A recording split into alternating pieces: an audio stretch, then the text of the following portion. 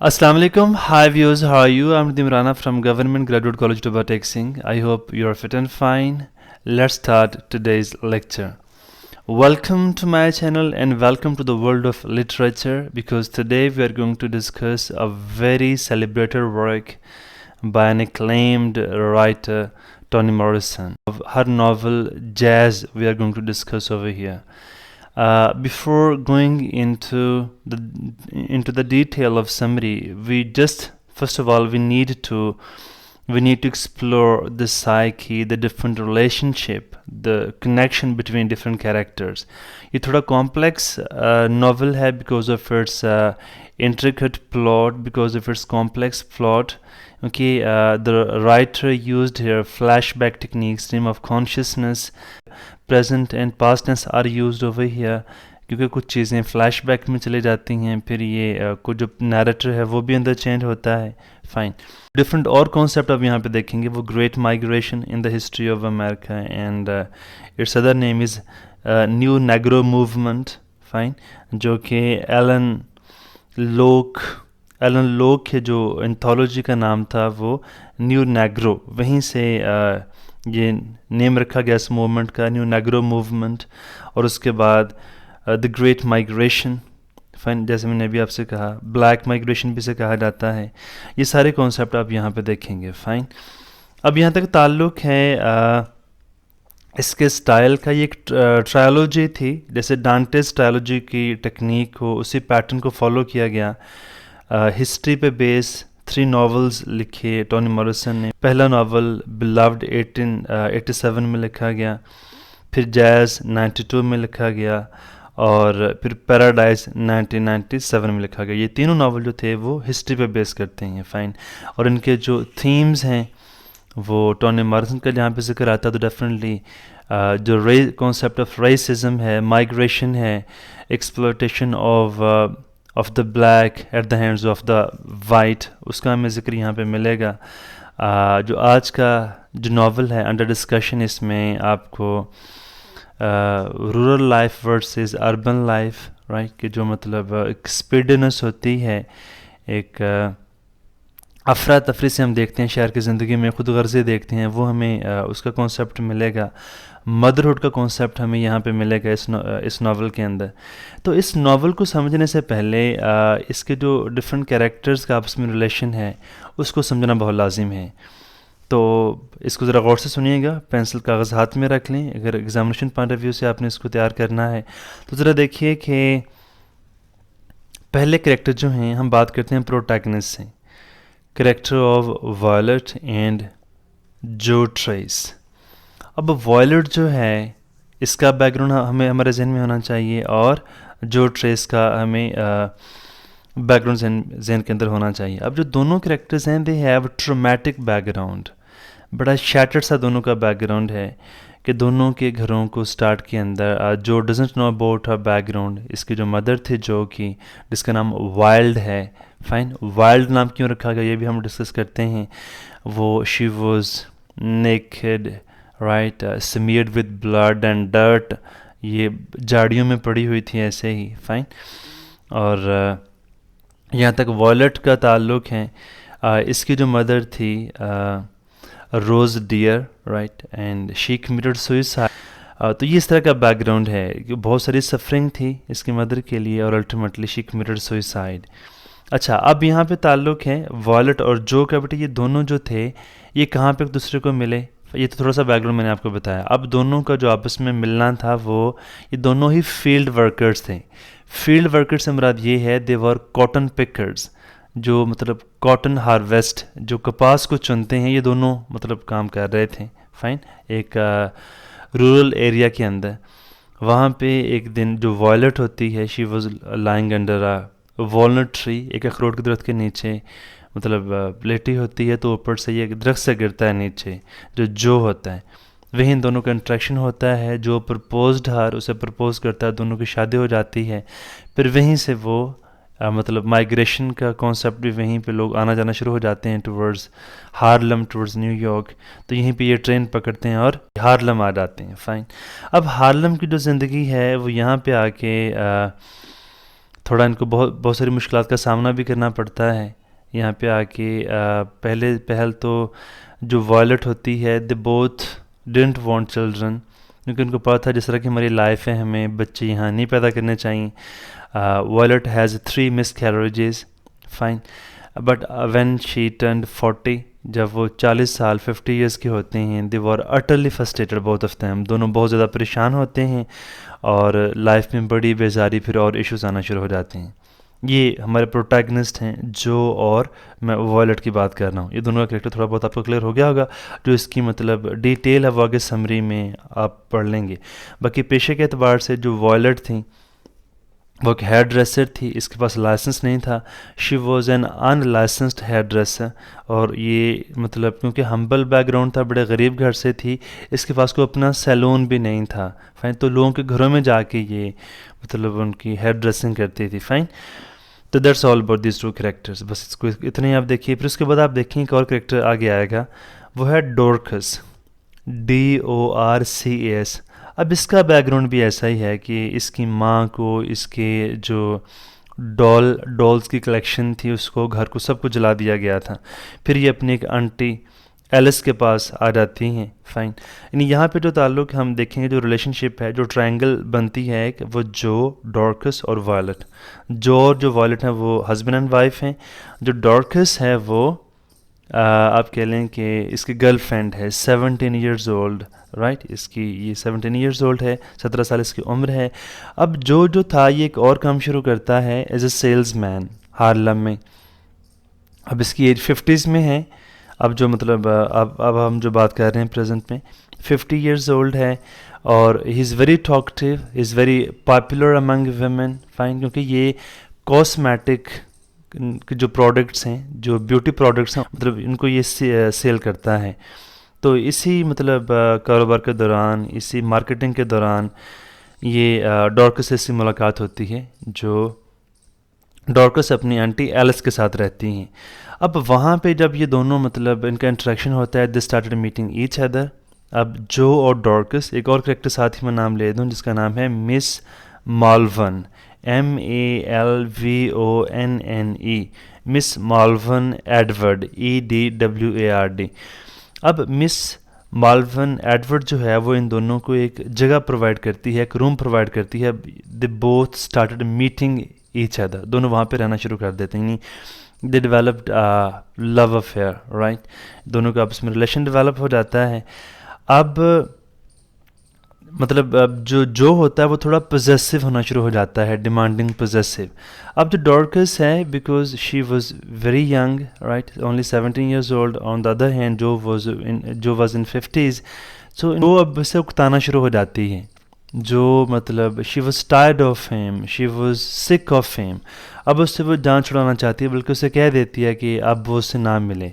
اور جو ڈورکس ہوتی ہے وہ یہ چاہتی ہے کہ she wants to get involved in young people now.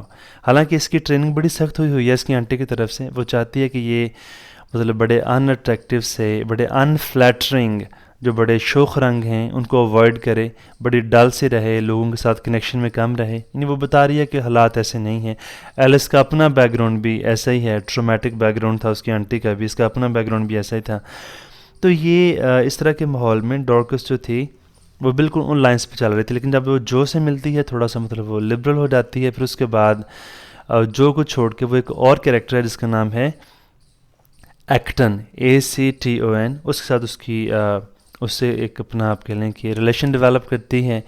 اور اس کے ساتھ وہ ڈانس کلب میں ایک رات جب اس کی آنٹ جو ایلس ہیں وہ کسی آپ کہہ لیں اوور نائٹ کہیں گئی ہوتی کسی کاروباری سلسلے کے اندر, تو ڈورکس اپنی ایک دوست جس کا نام فیلس ہے اس کے ساتھ مل کے وہ ڈانس کلب میں چلی جاتی ہے. وہاں پہ وہ ایک ایکٹر نامی شخص کے ساتھ وہ ڈانس کرتی ہے. اب ڈیورنگ ڈانس اس کو تھوڑا سا یہ ایک وہم سا ہوتا ہے کہ اوپر سے کہیں جو نہ آ جائے, اور ایسے ہوتا ہے جب when the dance is over جو appeared over there with the gun, اور وہ اس کو پھر شوٹ کرتا ہے, اس کے شولڈر پہ فائر لگتا ہے ڈورکس کے. اب ڈورکس خود ہی سب کو روک دیتی ہے, میوزک بہت چل رہا ہوتا ہے, jazz music is going on over there. تو وہاں پہ شور کے اندر ہی فائر کا اتنا پتہ نہیں چلتا, اور ڈورکس سب کو منع کر دیتی ہے کہ ایمبولنس کو نہ بلوایا جائے. She herself wanted to die, اب وہ خود ہی مرنا چاہتی ہیں. فائن، فلس دوسوسکی اس کے پاس ہیں.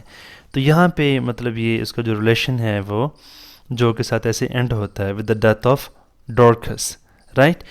آگے دیکھیے جی، پھر جو کو اس کی جو ڈیتھ ہے وہ بہت ہانٹ کرتی ہے، یعنی وہ اس کو سینس آف گلٹ نہیں ہوتا، بس ایسے ہی اس کی تھوڑی سی بہت زندگی میں انٹرسٹ ڈیولپ ہوئی تھی. اب وہ اس اپنی جو ڈیولپمنٹ ہوئی تھی اسی کو مس کرتا تھا، باقی اس کے اندر کوئی بہت سینس آف گلٹ نہیں تھا جو کے اندر. دیٹس آل اباؤٹ ڈورکس اینڈ جو. فائن. اب آگے دیکھیے اگلا جو کریکٹر آپ دیکھیں گے اس کے اندر آئے گا روز ڈیئر اور ٹرو بیلے.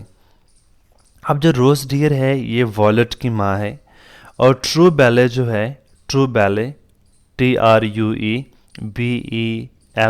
بیلے، وہ اس کی دادی ہے وائلٹ کی.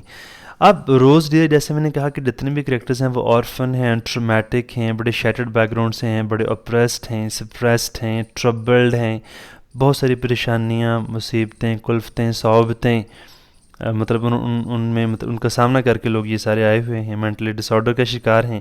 تو اب جو روز ڈیئر کیریکٹر ہے یہاں پہ اس کے ساتھ بھی ایسا ہی ہوتا ہے کہ وہ جس گھر میں رہ رہی ہوتی ہے، جیسے میں نے ابھی ذکر کیا وائلٹ کے کریکٹر کو ایکسپلین کرتے ہوئے، روز ڈیئر اس کا ہسبینڈ کو اتنا آپ کیئرنگ نہیں ہوتا، اتنا رسپانسبل نہیں ہوتا، ویسے گھر چھوڑ کے چلا جاتا ہے، اور جو گھر پہ قرض بہت سارا چڑھ جاتا ہے وہ یہ ادا نہیں کر پاتے. فائن، اور وہ آ کے ان کو گھر سے نکال دیتے ہیں. اب روز ڈیئر جو ہوتی ہے بہت فرسٹریٹڈ ہوتی ہے، اس سے مطلب اپنی مطلب بیٹی جو بچے ہوتے ہیں ان کو سنبھالنا اس کے لیے بہت ٹف ہو رہا ہوتا ہے. تو اسی دوران جو روز ڈیئر کی ماں ہوتی ہے ٹرو بیلے آتی ہے، یعنی اس کا دل ہوتا ہے کہ اپنی وہ جو آخری سال ہیں وہ اپنی فیملی کے ساتھ سپینڈ کرے.